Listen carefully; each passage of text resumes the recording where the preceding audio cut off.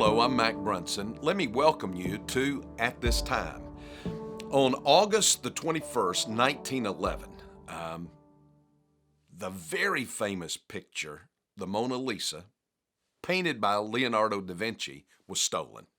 Now, it was an inside job. It was somebody that worked there in the Louvre that stole the Mona Lisa. And for 2 years, no one knew what had happened to it. And he kept that incredible painting in the trunk of his car. You know, no one saw that beautiful piece of artwork. No one gazed on that enigmatic smile of the Mona Lisa for 2 years. That's just kind of baffling, but it works out well because it's recovered and it hangs back now in the Louvre in Paris, France. But let me take you to another day, March the 18th, 1990, somewhere just after midnight. There were two men in Boston at the Gardner Museum, two men who had dressed like Boston police officers. They rang the buzzer to contact the guard on the inside. Now, according to reliable sources, the guard on the inside was often stoned.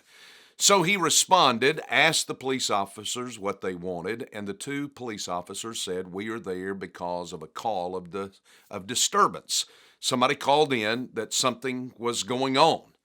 So he buzzed them in. They went into the museum, and when they got to that guard, they handcuffed him. They came to a second guard, and they handcuffed him, and they took them both down into the basement of the Gardner Museum there in Boston, and they handcuffed them to a pipe. And then they began their work. That night, those two fake police officers took razors and cut 13 incredible pieces of art out of their frames. Rembrandts. In fact, one of the Rembrandt paintings that was stolen is Christ in the Storm on the Sea. They stole that. They stole Monet's. They stole Degas and Vermeer's. And on their way out, they happened to steal a very valuable Chinese vase. And then they also stole the finial off the top of a pole that flew a silk Napoleonic flag. Well, no one has ever recovered those paintings. $500 million worth.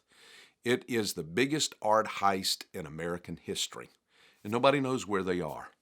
Now, here is the sad thing. Most likely, they are hidden away.